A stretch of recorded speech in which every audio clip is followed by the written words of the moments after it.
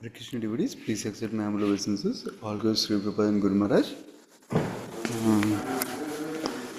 I think I forgot to remind Ati Albel Sri Radha Mataji. Is she still on the call? Don't No. see her, Prabhuji. Okay, sure. Yeah. Any other devotee would like to read today? If it is possible for you. If not, I can read also. Okay. Let me read it then. Uh, let us. Let me start with prayers. Om Namo Bhagavate Vasudevaya. Om Namo Bhagavate Vasudevaya. Om Namo Bhagavate Vasudevaya. Narayanam Namaskritya Naram Cheva Narottamam Devim Saraswatim Vyasam Tato Jayam Udirayet Nashtaprayeshu Bhadreshu Nityam Bhagavata Sevaya Bhagavati Uttama Sloke Bhaktir Bhavati Naistiki. I'll read from 10th canto, 62 chapter today. The chapter is titled The Meeting of Usha and Aniruddha. Text number 1. King Parikshit said, the best of the Yadus married Banasura's daughter Usha, and as a result, a great fearsome battle occurred between Lord Hari and Lord Shankara. Please explain everything about this incident, O most powerful of mystics. Text 2. Sukadeva Goswami said, Bana was the oldest of the 100 sons, fathered by the great saint Maharaj, who gave the whole earth in charity to Lord Hari when he appeared as Vamanadeva. Banasura, born from Bali's semen, became a great devotee of Lord Shiva. His behavior was always respectable and generous, intelligent, truthful, and firm in his vows. The beautiful city of Sonitapura was under his dominion. Because Lord Shiva had favored him, the very demigods waited on Banasura like menial servants.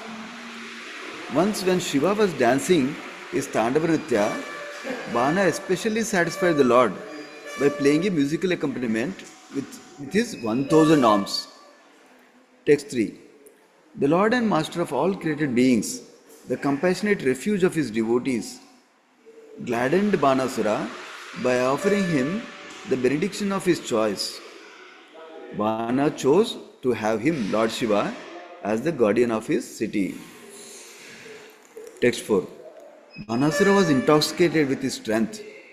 One day, when Lord Shiva was standing beside him, Banasura touched the Lord's lotus feet with his helmet, which shone like the sun, and spoke to him as follows. Text 5. Banasura said, O Lord Mahadeva, I bow down to you, the spiritual master and controller of the worlds. You are like the heavenly tree that fulfills the desires of those whose desires are unfulfilled. Text number 6. These 1000 arms you bestowed upon me have become merely a heavy burden. Besides you, I find no one in the three worlds worthy to fight. Text 7. Eager to fight with the elephants who rule the directions, O primeval Lord, I went forth, pulverizing mountains with my arms, which were itching for battle. Even those great elephants fear. Text. In this, Shiva became angry and replied, your flag will be broken, fool, when you have done battle with one who is my equal. That fight will vanquish your conceit. Text 9. Thus advised, unintelligent Banasura was delighted. The fool then went home, O king, to wait for that which Lord Girisha had predicted, the destruction of his prowess. Text 10. In a dream, Bana's daughter, the maiden Usha, had an amorous encounter with the son of Pradyumna, though she had never before seen or heard of her lover. Text 11. Losing sight of him in her dream, Usha suddenly sat up in the midst of her girlfriends, crying out, where are you, my lover? She was greatly disturbed and embarrassed. Text 12. Banasura had a minister named Kumbanda. whose daughter was Chitraleka. A companion of Usha's, she was filled with curiosity, and thus she inquired from her friend. Text 13. Chitraleka said, "Who are you searching for, O fine browed one? What is this hankering you are feeling? Until now, O princess, I haven't seen any man take your hand in marriage." Text 14. Usha said, "In my dream, I saw a certain man who had a dark blue complexion, lotus eyes, yellow garments, and mighty arms. He was the kind who touches women's hearts." Text 15. "It is that lover I search for. After making me drink the honey of his lips, he has gone elsewhere, and thus he has thrown me, hankering fervently for him, into the ocean of distress." Text 16. Chitraleka said, "I'll remove your distress. If he is to be found anywhere in the three worlds, I'll bring this future husband of yours who has stolen your heart. Please show me who he is." Yeah, thank you, devotees. His Grace Rasa Candrika Mataji, please accept my humble obeisances. All goes to prepare. Whenever you're ready, you can start, Mataji. Hare Krishna Prabhuji. Thank you so much for reading the translations, and thank you so much for giving this opportunity. We are reading chapter number 62 of 10th canto. Before we dive into the details, let's start with our prayers. ॐ अज्ञानं तिमिरन्धस्य ज्ञानञ्जनशलाखया चक्षुरुन्मिलितं येन तस्मै श्रीगुरुवे नमः। नमो विष्णुपादाय कृष्णपृष्ठाय भूतले श्रीमतिभक्तिवेदान्त स्वामिनिति नामिने। नमस्ते सरस्वती देवे गौरवाणी प्रचारिणे निर्विशेष शून्यवादी पाश्चात्यादिशतारिणे। जय श्री कृष्ण चैतन्य प्रभु नित्यानंद श्री अद्वैत गदाधर श्रीवास आदि गौर भक्त वृंद।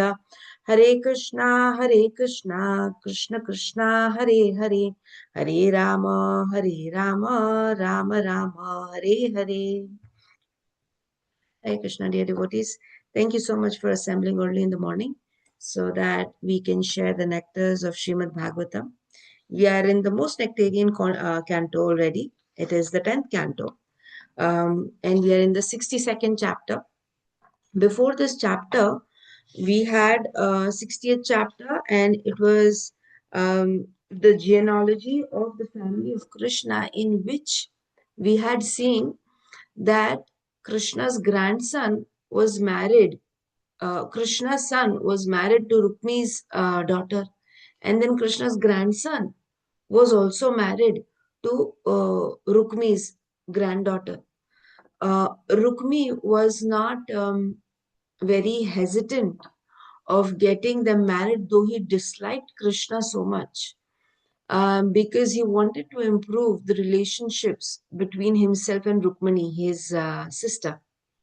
And there we saw at the end of the chapter, his grandson, Krishna's grandson, Aniruddha, was getting married to one of Rukmi's granddaughter. And then, because of Rukmi's misbehavior and asatsanga that he had at that time, unfortunately, and he tried to criticize and make fun of Balram. Balram ended the life of Rukmi. So we have seen this all intense reactions that we are seeing so far coming. And similar is this chapter that we are going to read today, the meeting of Usha and Aniruddha. Basically, chapter number 62 is the setup for chapter number 63, which is Lord Krishna fights with Balram. The most prominent question why this whole story is being narrated is, sometimes we tend to think, why is the story narrated in Shastra? How does it make sense? That we might think so, but they are always interlinked to a situation. Here, the first verse gives us the situation, and on the basis of that question, and on the basis of that question asked, Sukadev Goswami is going to give a very nice story and conclude to chapter number 63. Here, King Parikshit Maharaj is asking that the best of the Yadus married Banasur's daughter. So, best of Yadus, as in people from Yadu's dynasty, married Banasur's daughter. Banasur is son of Bali Maharaj. Bali Maharaj is from Daitya Varna, Daitya category, Asuras actually, not the Asur category. And Bali Maharaj is a very good devotee. We all know how we are combining verse number 1 and 2 right now. So we all know that Bali Maharaj is an amazing devotee, and he is the one who gave everything, surrendered everything to Krishna, Lord Hari. His son is called as Banasur. So sometimes a devotee's son might not turn out to be a devotee. In material world also we see that situations happening. Here, Banasur is a good devotee of Lord Shivji, Shiva. And here the question that Parikshit Maharaj is asking that how did like Banasur Asura daughter got married in the dynasty of Yadu? Yadu is Krishna's dynasty.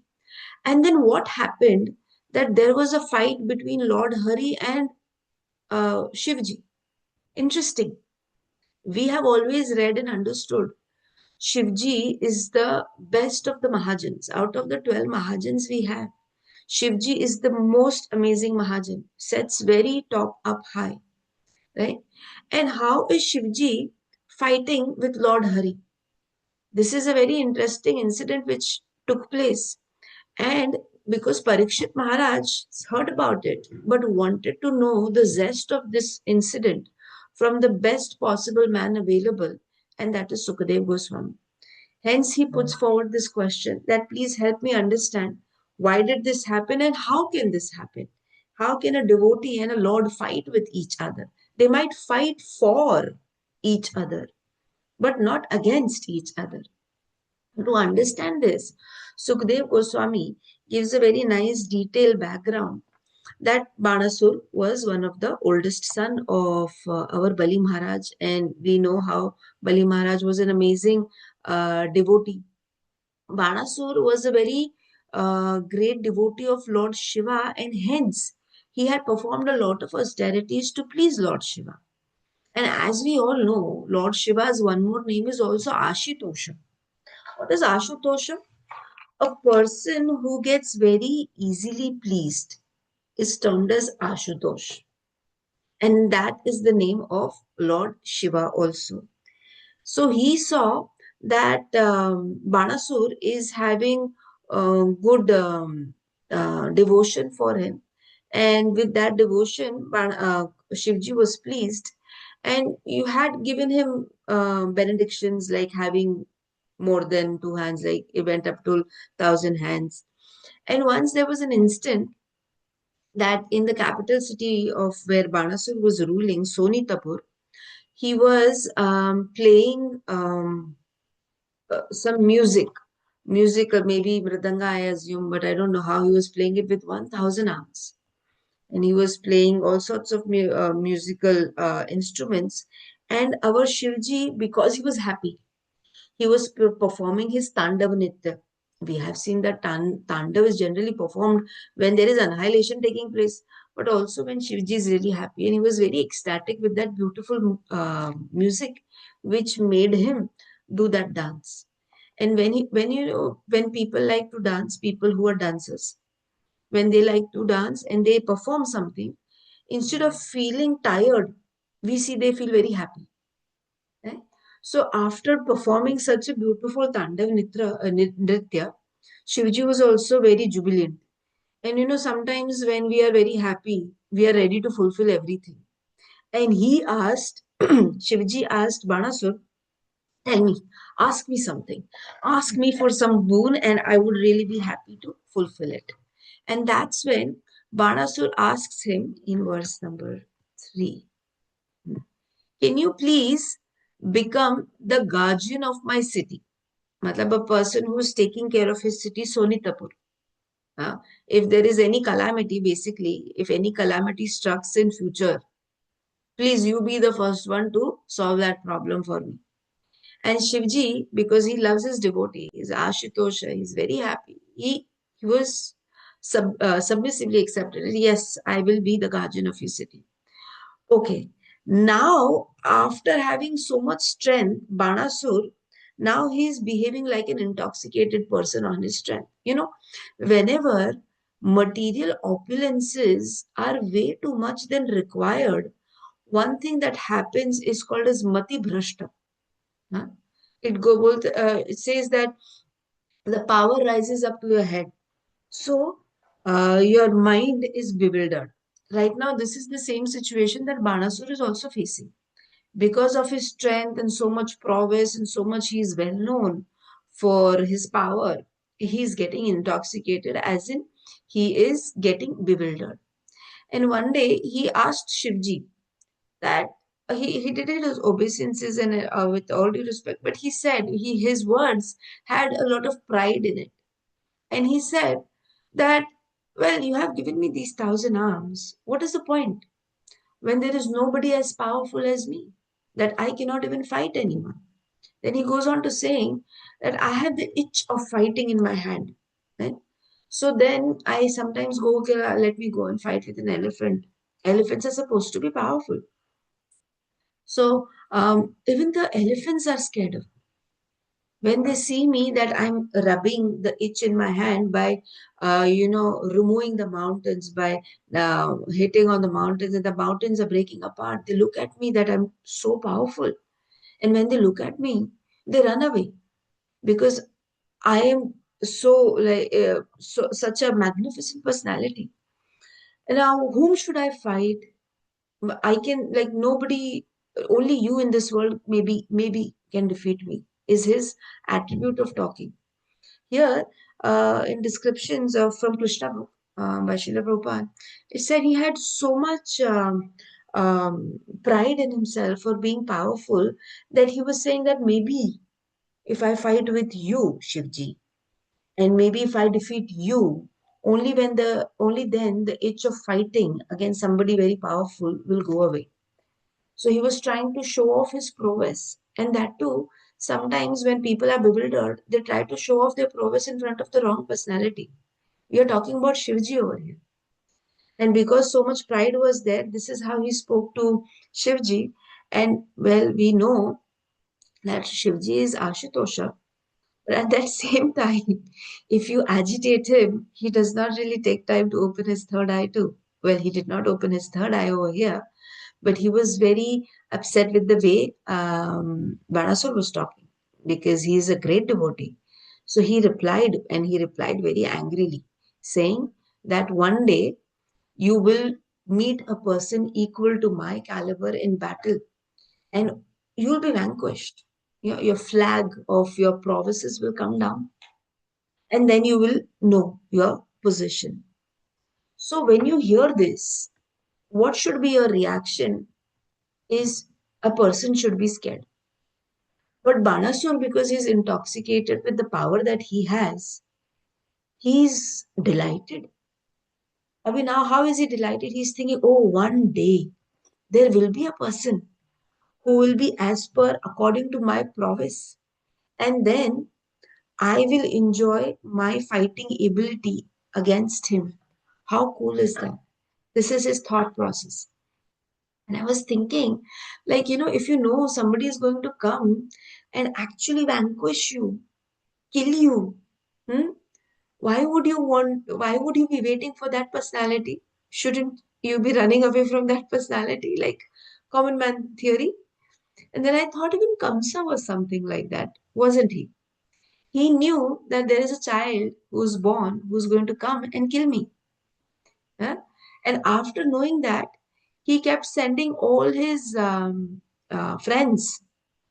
And after understanding that all of them are dying, one after the other, he has the audacity to send Akrura, go bring him, go bring Krishna to me, bring my fate to me, and then I will fight him and I will kill him. Though this has already been spoken to him that Baba, he will kill you, Krishna will kill you, Kamsa, after knowing that, prophecy. Still, he has that intelligence, which is not really intelligence. It is an unintelligent behavior that let him come to me only. I will only fight him and kill him. The same behavior Banasur is also having. He just now Shivji told him. Shivji is a big authority. He just told him that somebody will come and he will vanquish all your promises. You will be vanquished completely. Even after knowing that, he's happy. This is unintelligent behavior. And then Prabhupada has given a very short paragraph in Krishna book where he's explaining how material influence can actually make a person unintelligent, like take decisions like Banasur, and as I was thinking, even Kamsa. If we think forward into this, even Hiranyakashipu was like this. He knew the most powerful personality is Vishnu. Nobody is beyond him. Still, he wanted to go heads on with him. Right? Hiranyaksha. All the demons we see are unintelligent, and the reason for this is because they are in ignorance towards Shastra. Because they do not want to accept that Jivara Swarup hoye Krishna Nitya Das. Baba, how can I become Das? That is Gyan, and we don't want to take that Gyan. This is how foolish people here, it is said, behaves. And Prabhupada is writing this line, which I really like. It appears that foolish, demoniac human being, when unnecessarily overpowered with material opulence, want to exhibit these opulences, and such foolish people feel satisfaction when these opulences are exhausted. When I read this line, I actually thought, isn't this true what is happening in this world right now? Unintelligent, demoniac people, because they want to show off how powerful they are, how much material opulence they have, countries are fighting against each other. And when will they feel satisfied? When all their material opulences are going to be exhausted. This is what all the countries are going to come down to. We have numerous wars at this time going on. And this is because of the foolish demoniac mentality that a human being has under ignorance. And ignorance is there when Shastra is not imbibed in our life. And here Prabhupada is saying that there are two kinds of people. One is a Krishna conscious person and one is a non-Krishna conscious person. A Krishna conscious person will be surrendering everything to Krishna and will be doing everything in services of Krishna. And for him, Krishna is the Supreme Personality of Godhead. A non-Krishna conscious person, Prabhupada is saying over here, will utilize whatever he has for sense gratification. And he will be the one who will be worshipping demigods. And he will be the one who will be asking something in return. Recently, I was reading Canto 2, in which there was a line that Prabhupada writes that every person who desires or asks something for themselves from the demigods is also termed as Daitya. So anybody who is not following Krishna consciousness can also be termed as Daitya. Because Prabhupada says here, anybody who's asking something for their sense gratification is a non-Krishna conscious person. Just like that, Banasur also is a perfect example over here. Just for his own satisfaction, to water his pride that I am such a powerful personality and I can fight anyone. Maybe I can even defeat Shivji one day. And he's saying that somebody will come to fight with me. He's so excited regarding this association of fighting with somebody so powerful. And he's doing it for satisfaction of his desire. We can see one more example in Shastra. Arjuna. Arjuna also was a very powerful personality. He had got so many boons from Shivaji, from Indra, one of the best archerists that we have seen in our Shastra. But he utilized all his powers for not his personal sense gratification, for the happiness of Krishna, because Krishna desired so. Because in chapter number 1, Bhagavad Gita, we see Arjuna was absolutely ready to give up fight. I do not want to fight Krishna. And we have seen 5 reasons over there why he did not want to fight. And all of them were linked to his sense gratification, not for what Krishna wanted. But when Krishna taught him Bhagavad Gita, which is for us also, he understood and he fought. Then his main motive was to satisfy Krishna.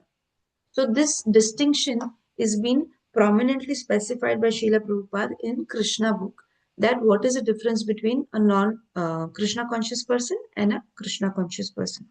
So now obviously he is written down his fate. So to have this fate executed, something has to happen. So now in the story comes Banasur's daughter Usha. Usha will be the reason how Banasur will come to an end. And to start the bhumika, you say, to foundation of this Leela, Usha once in her sleep encountered a son of Pradyumna who is Aniruddha. Hmm? And he's beautiful. We know Pradyumna was Kamadev, right? Who incarnated as Pradyumna. He was very beautiful.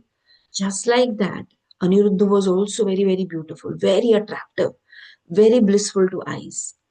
And this man, Aniruddha, came into Usha's dreams one day. And in Usha's dream, when she saw him, she got really attracted. And uh, Usha had never met him or seen him or heard about him, but he still came in his dream. This is how, dear devotees, the setting of any Leela happens when we have big agendas to take care of.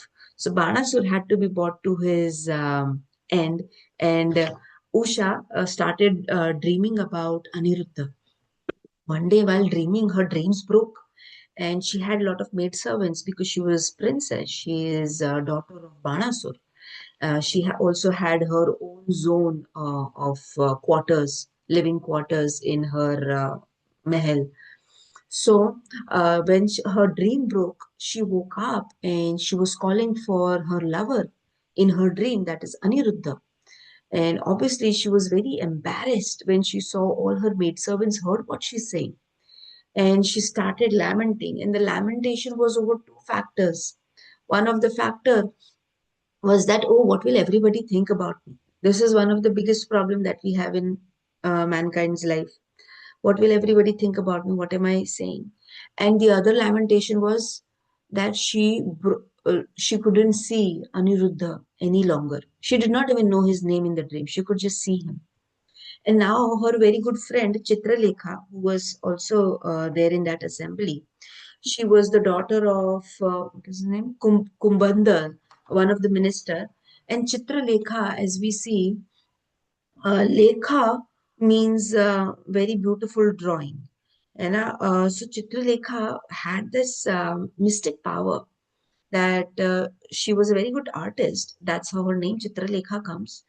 And she also had a mystic power to go from one place to another, right? So this girl, she said, "What happened, Usha? Why do you seem so distressed?" And Usha explains her that I have been meeting this very beautiful, glamorous personality in my dreams, and I really intently desire that he should be my husband.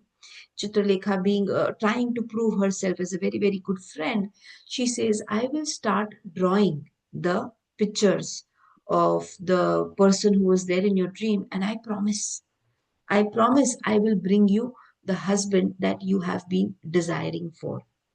From here onwards, we will see what happens in future. How will she ever meet Aniruddha or not, that we will see tomorrow. And how the story will conclude about Krishna and Shivji having a fight. Will that ever happen? Also, we will see in the following discussions. For today, we will end over here. Thank you so much. Hare Krishna. Dandavat.